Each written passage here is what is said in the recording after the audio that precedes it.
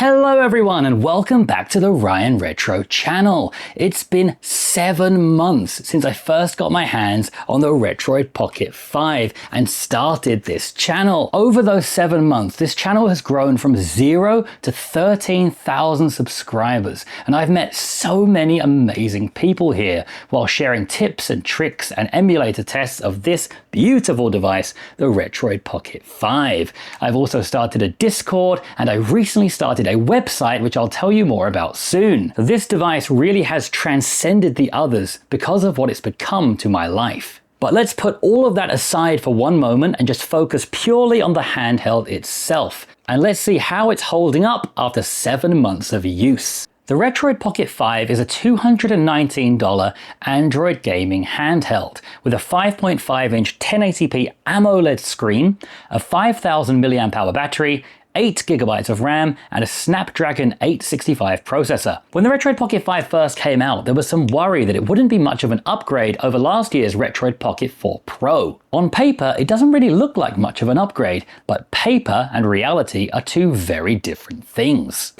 And the Retroid Pocket 5's Snapdragon chipset allows it to use turnip drivers, which greatly help in more demanding games on systems like the Secret Console. That gives the Retroid Pocket 5 a big advantage over the Retroid Pocket 4 Pro. The screen is also greatly improved, and in my opinion, that is worth the price bump alone.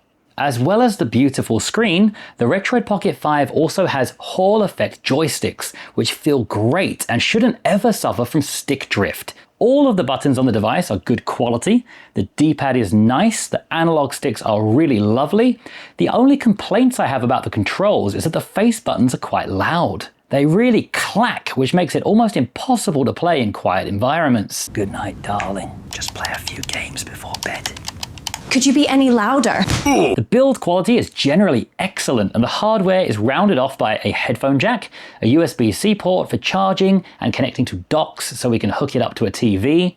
The analog sticks have LED rings around them which can be customized to show any color you would like, and even customized to cycle through different lighting effects. There's a very nice SD card door here, which is important if you're switching SD cards a lot like I am. There are nice big air vents on the back for the fans to blow heat through, and there are front-firing speakers. One of the common complaints about the Retroid Pocket 5 is that these front-firing speakers, out of the box, sound pretty terrible. Thankfully, there's been a fix for that released by the community, and I've made a couple of videos about this you can check out to really improve the sound quality. This sound fix was meant to be added in an official update, but we've been waiting for months at this point, and there's still no sign of it anywhere. So if your device sounds really bad, check out my guide and you'll have a great sounding device. But by far, the biggest complaint of all when it comes to this device is the ergonomics. This has mostly been due to the decision to put the left analog stick at the bottom of the device.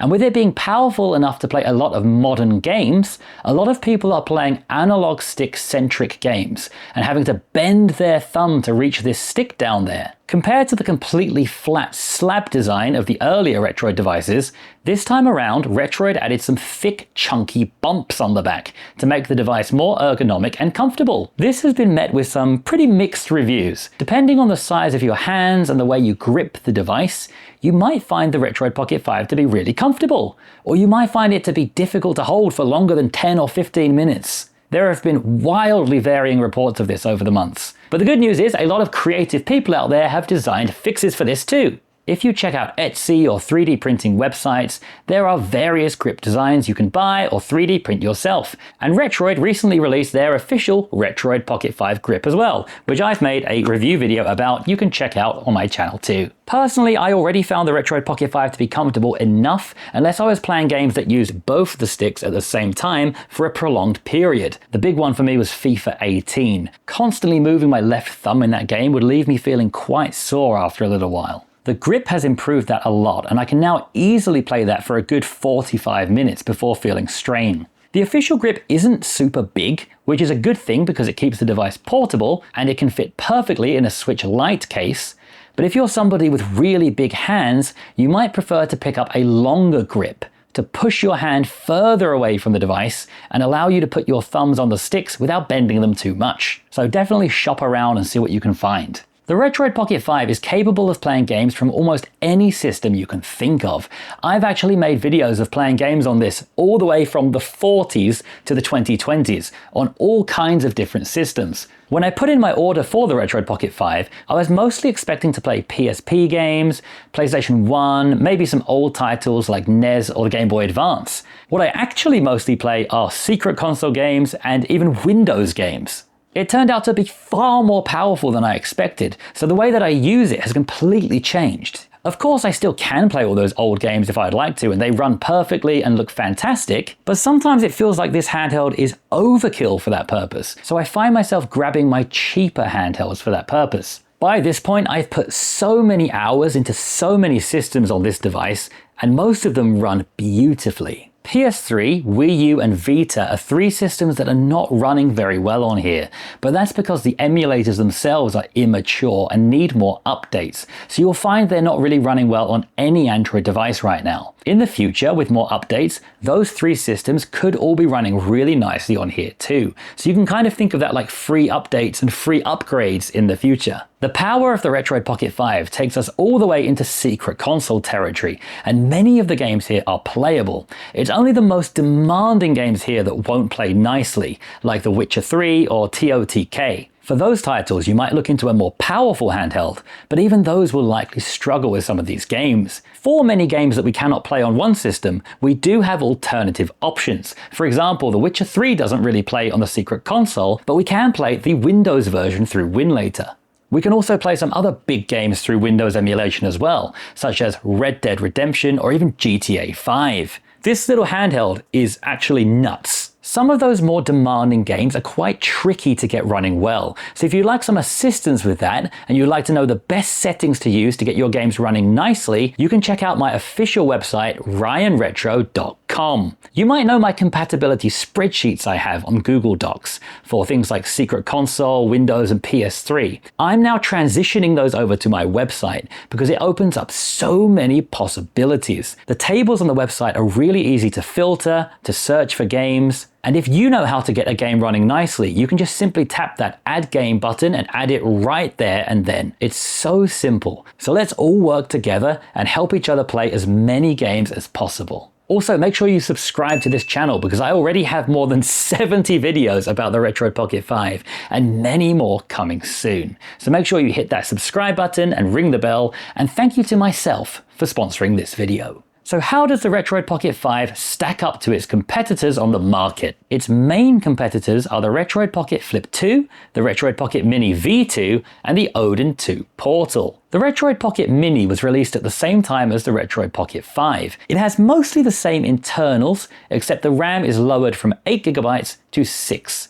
In my testing, I did notice slightly lower frame rates when playing more demanding games, but for the most part, the performance was, as expected, practically identical. So the only real difference between the two then is the size, the screen, and the price. The Retroid Pocket Mini is $199 and was released alongside the Retroid Pocket 5 as a smaller alternative for people who wanted something even more portable. Immediately, there were some concerns over the huge bezels around the screen. And for me personally, this dissuaded me from buying it. Compared to the Retroid Pocket 5's almost edge-to-edge screen, the Mini looked outdated and had too much wasted space. This disappointment turned to controversy when it was revealed the Mini actually did have a bigger screen hiding underneath that bezel, which Retroid covered because they believed users wanted a 4x3 screen more than they wanted a larger one. Now Retroid are back with the Retroid Pocket Mini V2, which is the original Mini, but with a larger screen. This exact screen from the Retroid Pocket Classic, in fact, which was also the screen of the LG Wing phone, a phone I desperately wanted before they discontinued it. While I don't have a Mini V2, using my Mini V1 and my Classic, and with the power of modern editing technology, I think my editor Steve can help you visualize what the V2 would look like if it was really on this table. Did you do it, Steve?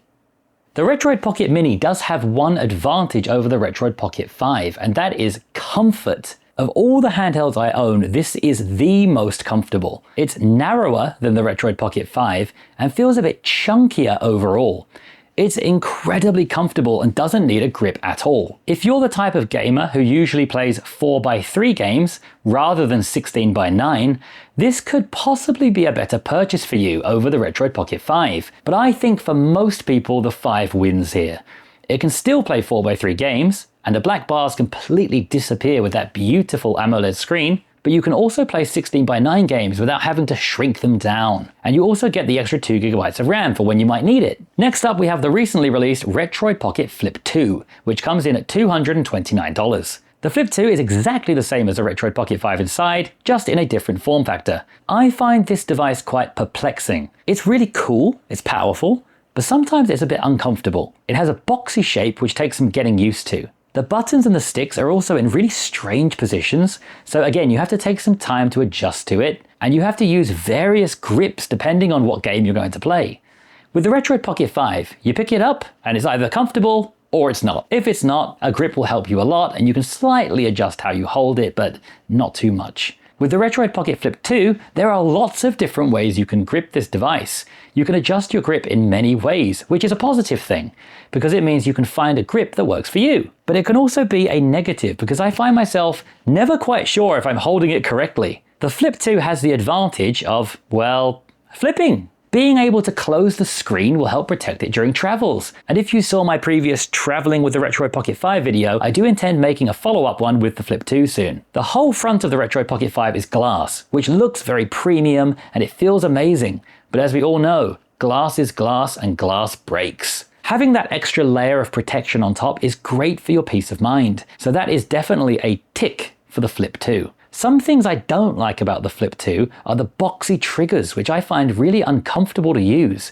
And I also don't like the angle the screen snaps to. It snaps into a position of around 150 degrees, and is also able to snap to a secondary position of 180 degrees. I find both of these suboptimal. I would like it to be somewhere in the middle. Maybe 165 degrees, which would be more comfortable for me personally, but there's no possibility to do that, as it will snap into one of its predetermined positions. I wish it was possible to change the angle to any place we wanted, or I just wish the angle was different. Sadly, that alone makes this one hard for me to continue playing. So which one's better?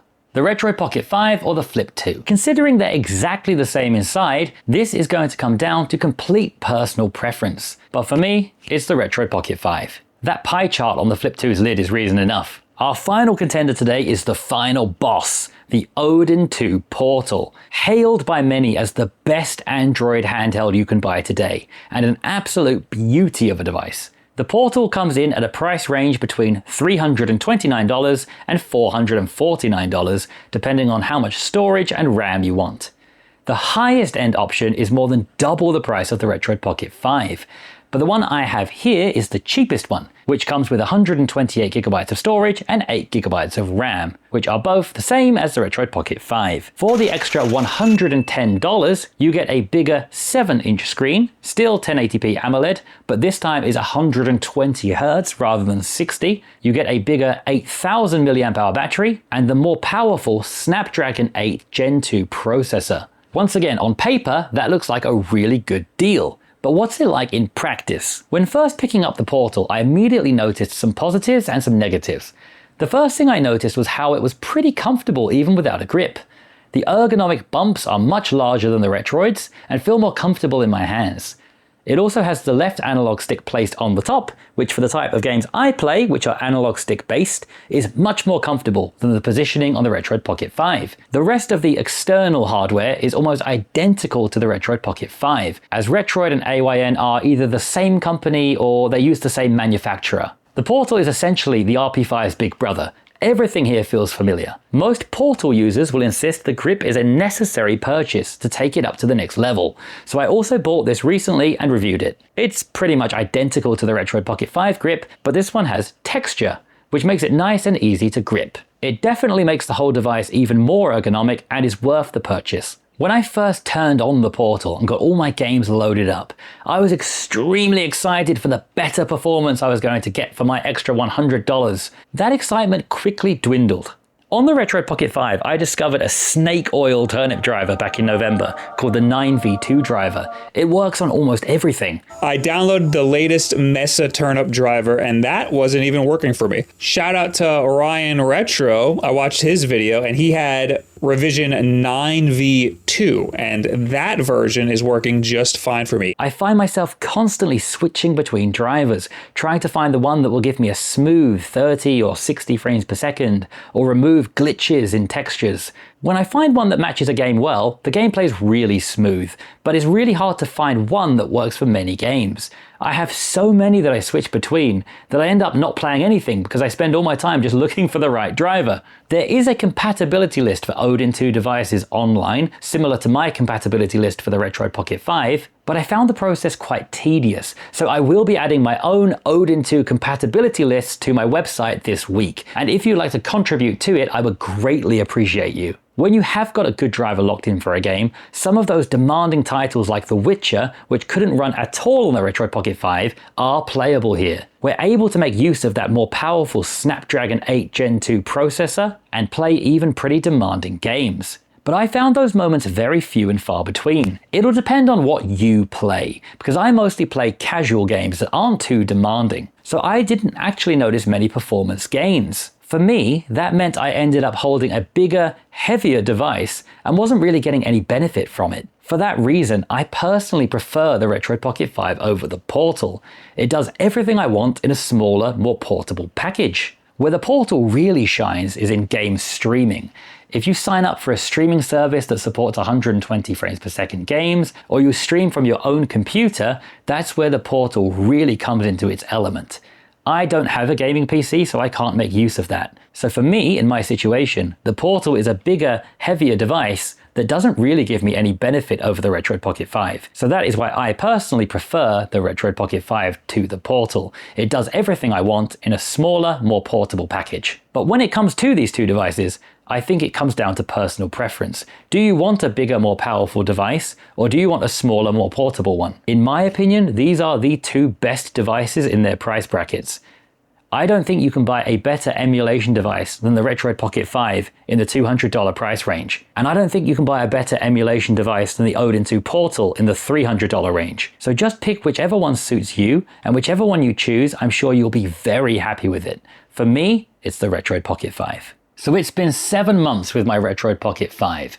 My first ever retro handheld was actually the Retroid Pocket 2, and that was just a lump of cheap plastic, and the battery died after like 2 weeks. It's unbelievable to me that the same company that made these devices is now making devices like this just a few years later. They've gone from handhelds which feel like little cheap toys to all glass, beautiful handhelds with probably the sharpest, most vibrant screen I've ever used on any gaming device. Gaming handhelds have come so far in the past few years, and I'm so excited to see the future iterations. Since buying the Retroid Pocket 5, I've expanded my handheld collection greatly.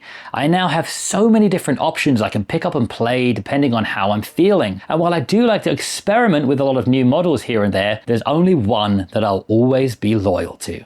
Honey! I'm home.